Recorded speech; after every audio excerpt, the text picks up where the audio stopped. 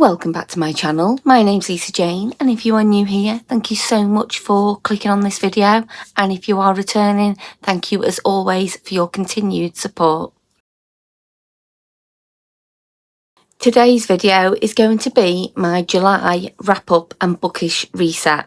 Unfortunately, in the month of July, as you would have seen in a previous video, I went through a bit of a book slump.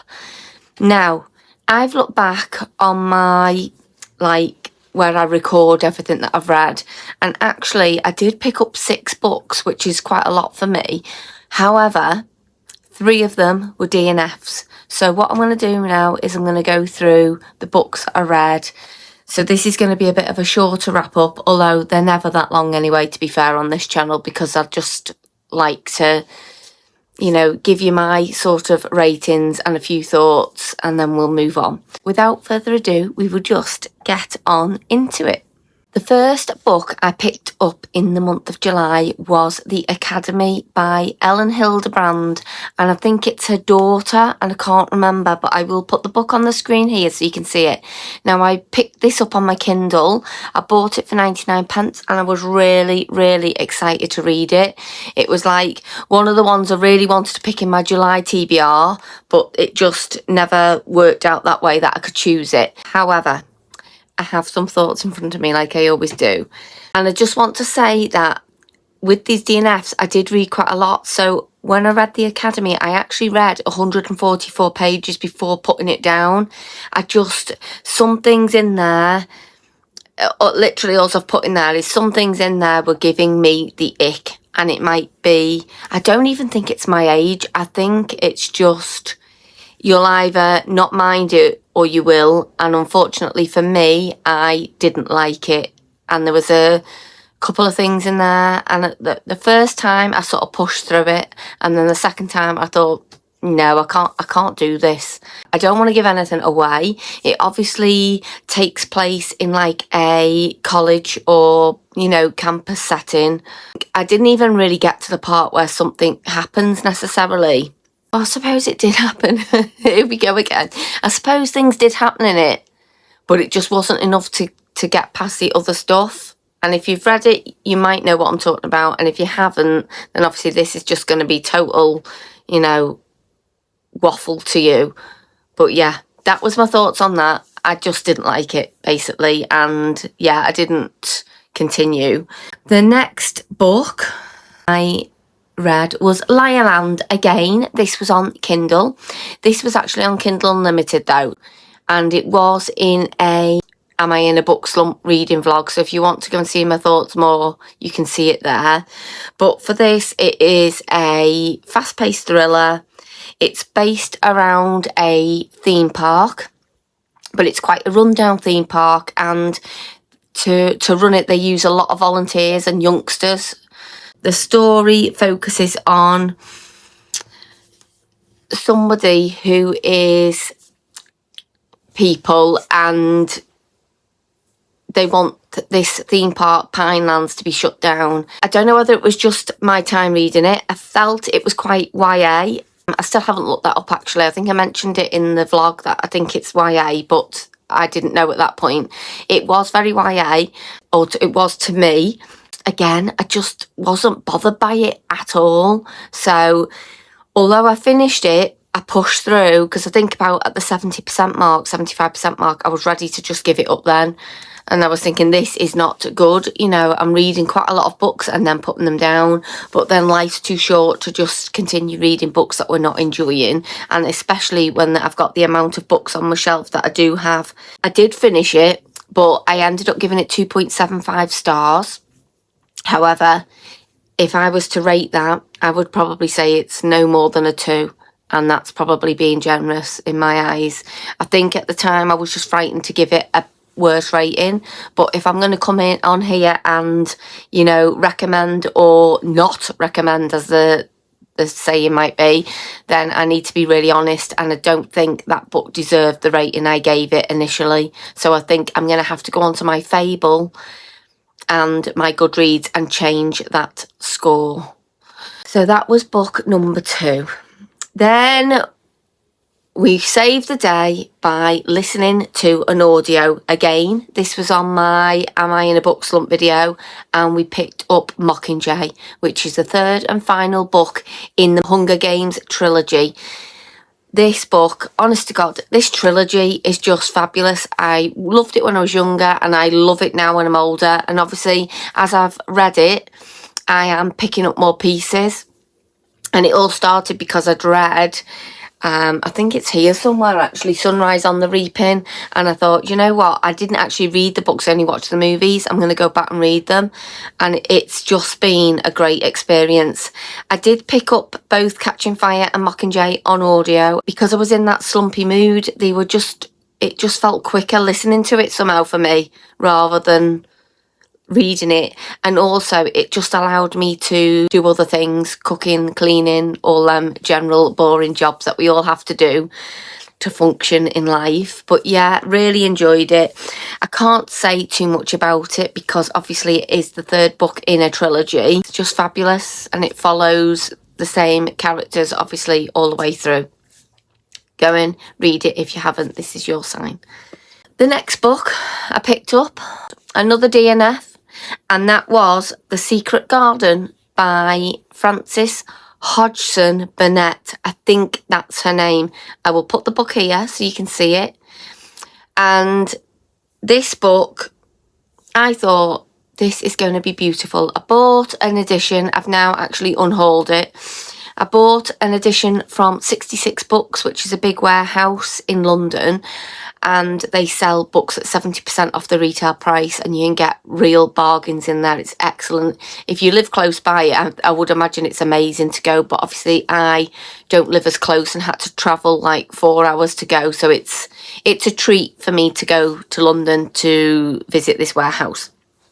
But yeah, picked up this book, we're going off track, and I got a material version of it. It was hardback, it was gorgeous. However, I don't know whether it was of its time, but I just was very uncomfortable with the language used in the book.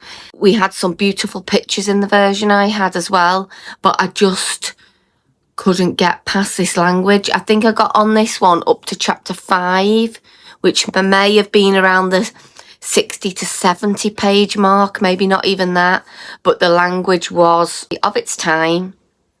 And I don't want to go too much more into it than that, because if you've read it, you'll know. And if you haven't read it, you know, maybe by the way I'm saying it, you might understand what I'm trying to get across. It was a beautiful copy, but I just didn't like what was inside, so I just didn't want it on my bookshelf. And I think, you know, I've got this big bookshelf here. I've got this kind of built-in bookcase here, which I'm not having to use yet. I've got this one here, and I've got the wooden one that you've seen in other clips downstairs. And you know what? I just haven't got room for books I'm not fussed on. So I'm being really, really, you know, sensible.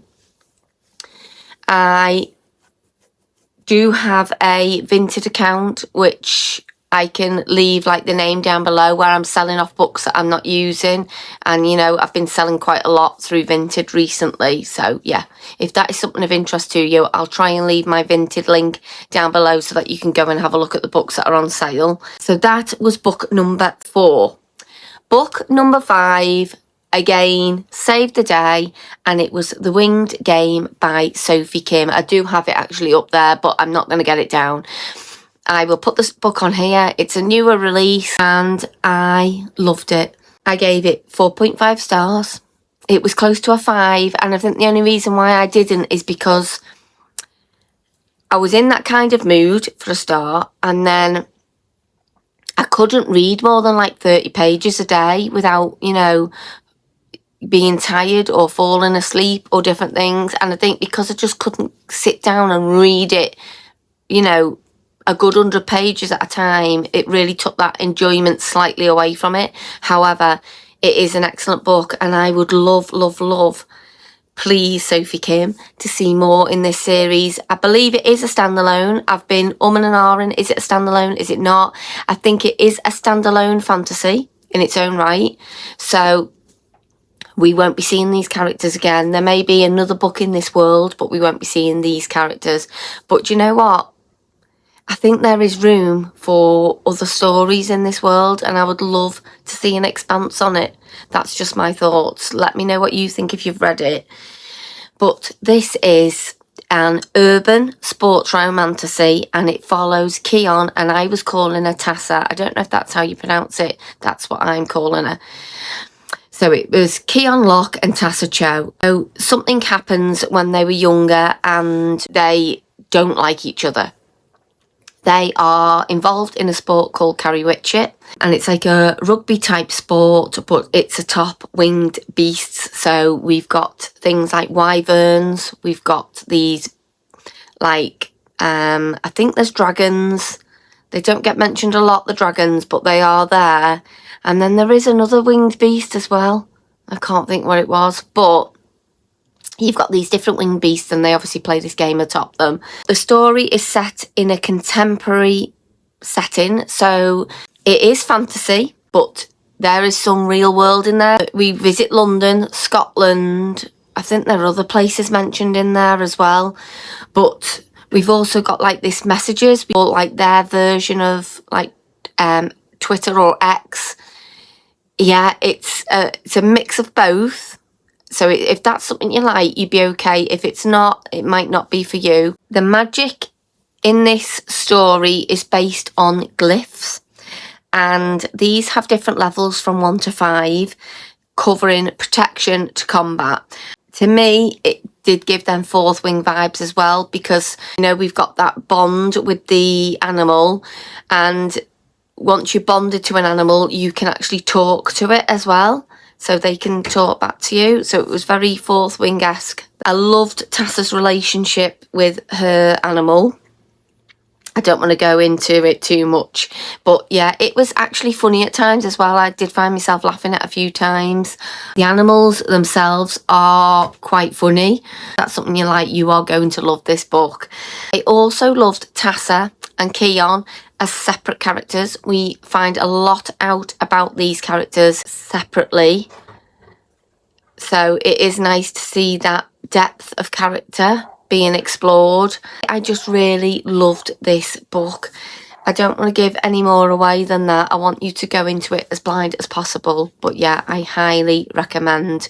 And like, it is something that we probably haven't seen for quite a long time, because this is very much based around Carry-Witchet, which is the sport, whereas obviously Hogwarts is, you know, it's a whole other world. Quidditch is just a small part of it. This is definitely a sports romantasy in my eyes, where we are focusing on the sport alongside the fantasy.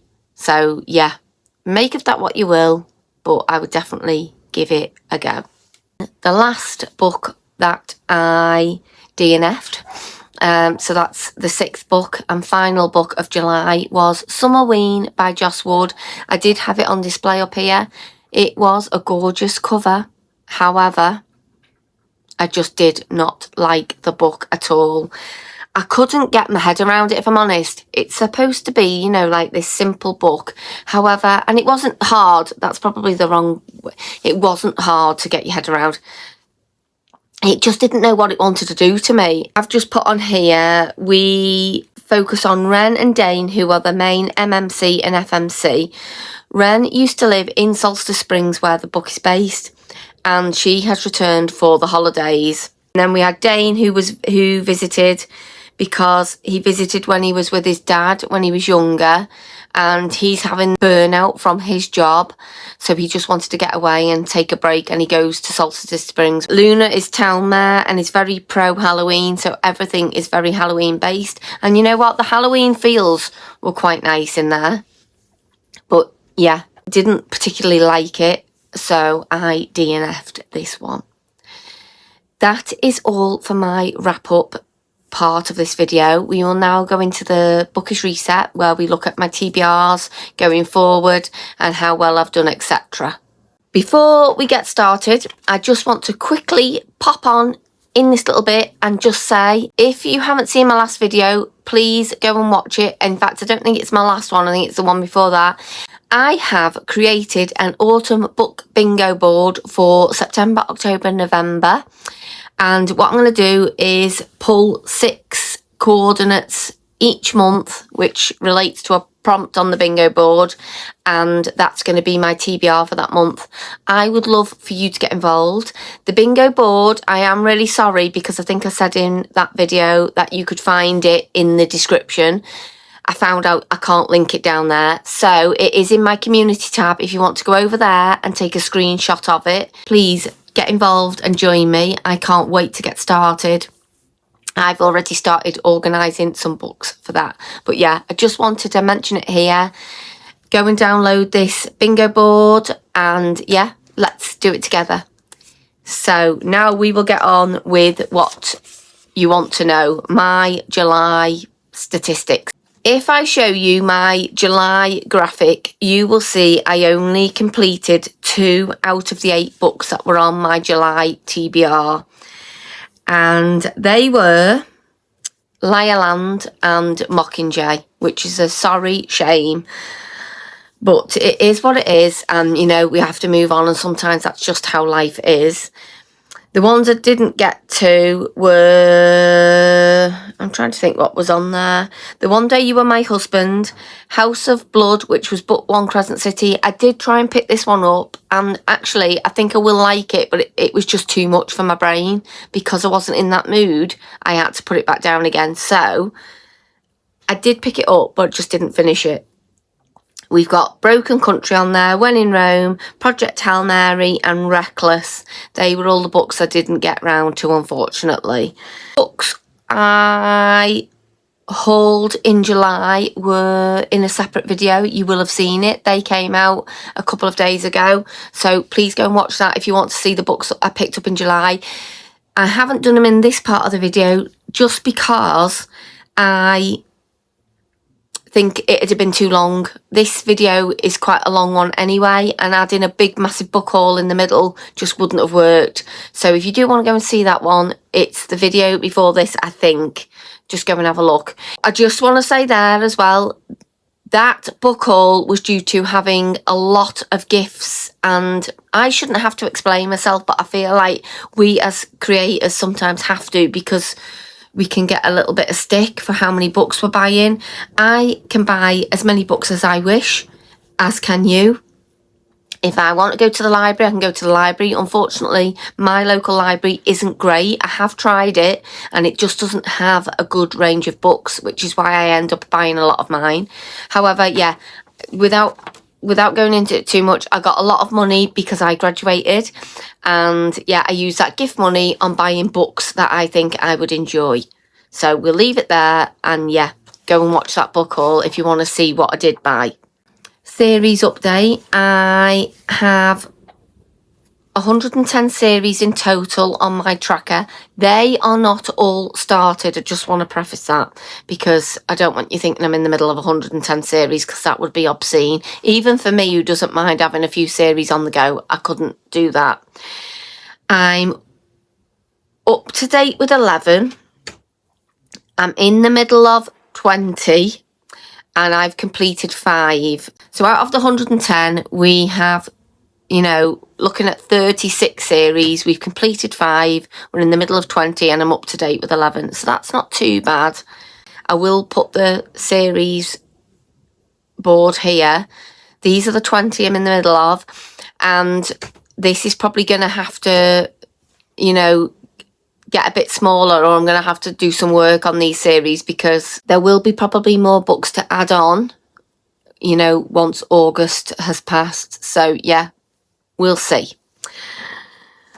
My July series update was that I read the last book in the Hunger Games trilogy. So I just have one more book to read, which is one of the prequels, and then that series will be finished. So that's quite good, to be fair. And then the summer TBR, unfortunately, I'll pop it up here so that you can see it.